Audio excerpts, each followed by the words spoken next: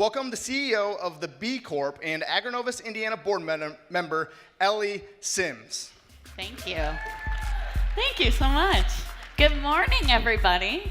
I'm very excited to talk to you guys today about how our business was formed. So I'm going to go really light on what we do and really heavy on our journey, because we actually started our business while we were still undergrad students at Indiana University.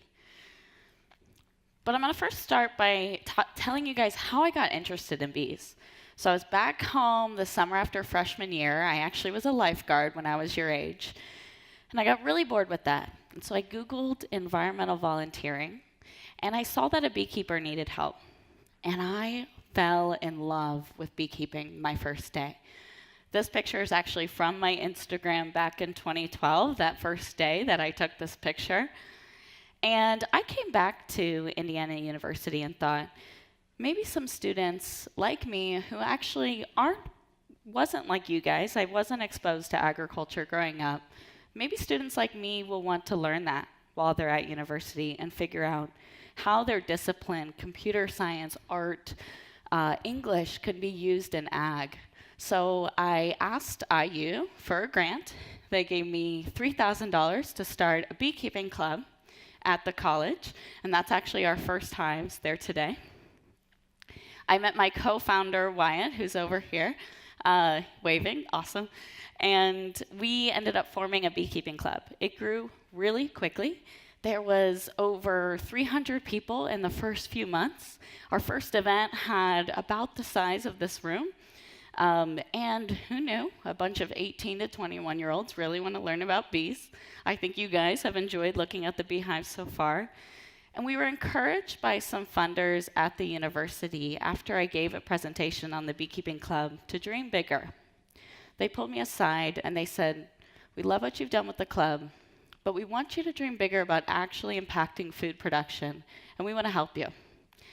So we decided to start a business. I wanted to incorporate technology into beekeeping. So I had read research that had used technology, but I thought, what if we actually use that in the practical ag space and help beekeepers better manage their hives? We ended up winning a competition that got us started at IU, and we launched our first product. So we started off by monitoring the health of the hive for backyard beekeepers is where we got our start. So with a temperature sensor, we actually could tell if the queen bee was alive in the hive or not. Now the queen bee, she lays all the eggs in the hive. She's extremely important. And that beekeepers need to make sure she's alive and laying to keep that population up. So we started by doing that. We ended up doing boring things like filing patents, raising more money, but we also have gotten to do really fun things. So we have several hives that we use for our research here in Indiana, and we harvested over 1/2 ton of honey from those hives. Now, we are not commercial beekeepers. We did it in our office. We had several extractors, but we got to do a lot of fun with that. We took that honey and actually sold that back to local businesses in Bloomington to keep it really in Indiana, which was a lot of fun. We ended up doing a couple partnerships, so we got more deals. So with us, we do data analysis. It was very important to get more money, more data. But we've also gotten to present a lot as well. So these kind of things I do quite a bit. We've gotten to present at the Indiana Conference for Women, which is a great one. But we still hadn't made that launch into commercial food production until we went out to California. We're at a beekeeping conference, and some commercial beekeepers pulled us aside and said, "This Queen's card is cool, but I actually need something better.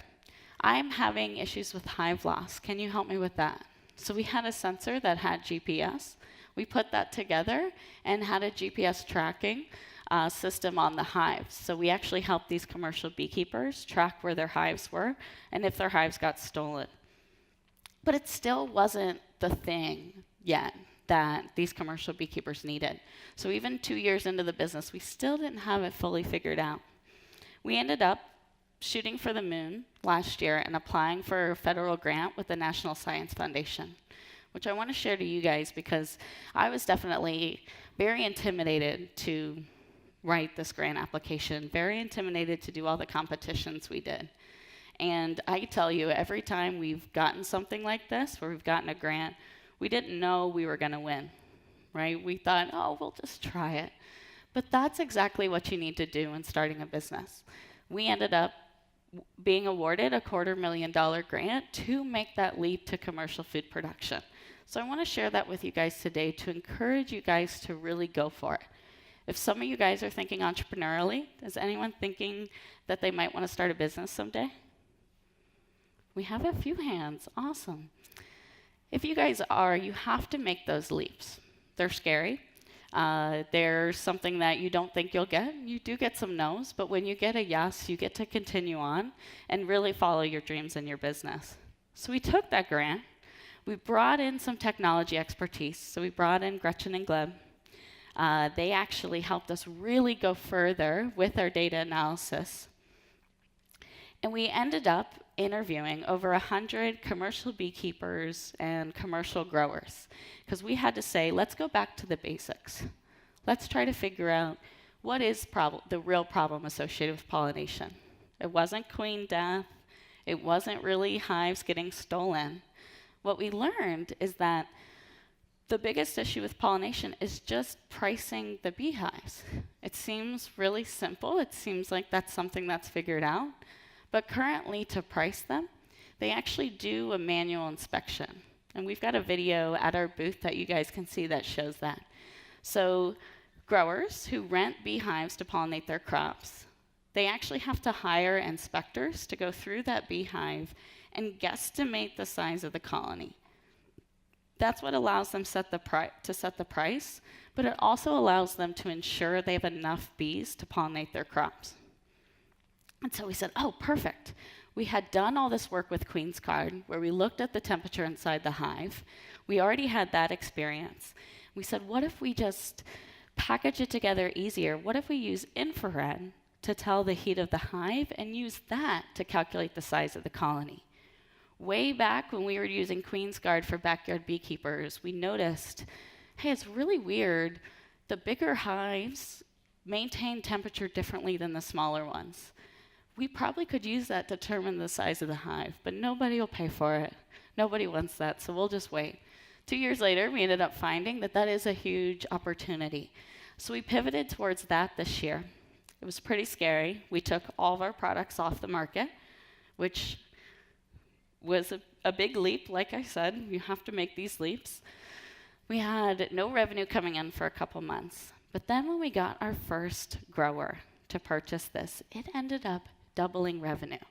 So one contract ended up meeting all the previous revenue we'd gotten from all the backyard beekeepers.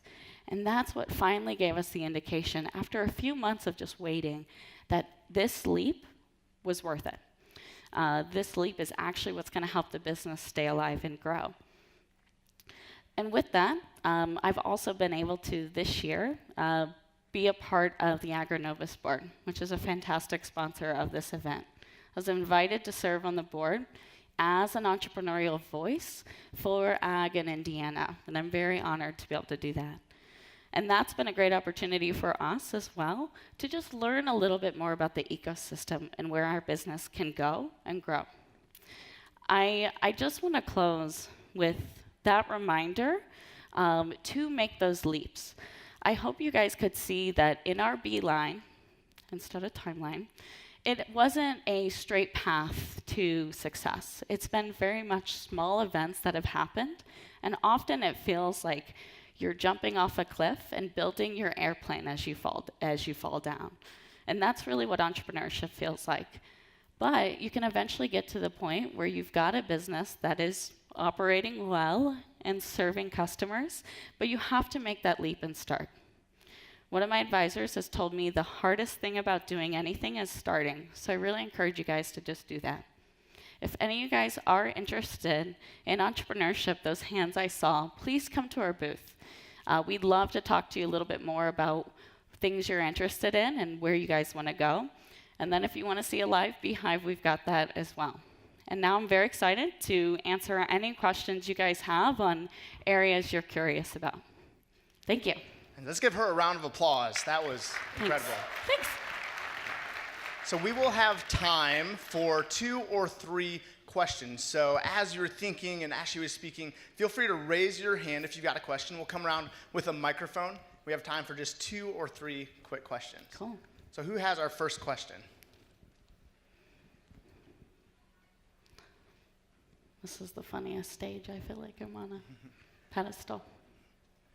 And it could be about bees. We could talk a little bit more about starting businesses. Yes.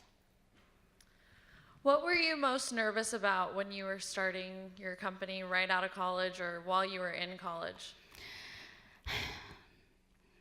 Really everything, and it's not something that really ever goes away. So when I was encouraged to start the business, I had no business background. I did not study business in college. I studied environmental management and policy. So I had never done anything business related before. I had never managed. I actually had no background in technology. And I was like, yes, a technology business. That's what I want to do. So the scariest thing was jumping into that unknown where I literally had no idea how to do any of the things. And what helped, I think, overcome that fear, which is still very much real because we're still figuring things out. We're very much still a young company. But what helped the most is just surrounding myself with mentors and advisors that had done it before. So we have a big group that really helps us, places where we can grab coffee with them and really just pick their brains and ask them about things that we're confused about. And that's the same whether you're starting a business or in your career. I'd really encourage you guys to find those mentors and advisors as you go through your career that you like talking to, because they're going to be the ones that are going to help you make those leaps and understand how to push yourselves. Perfect. One more question. Okay.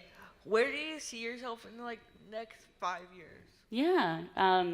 So in the next 5 years, we definitely want to grow and scale the business. I think at that point, we'll be at a point where we're actually going to be helping larger companies make better, for example, chemicals for crops that are better for beehives. We'll really be making that leap into other areas, potentially using infrared for other types of food production as well.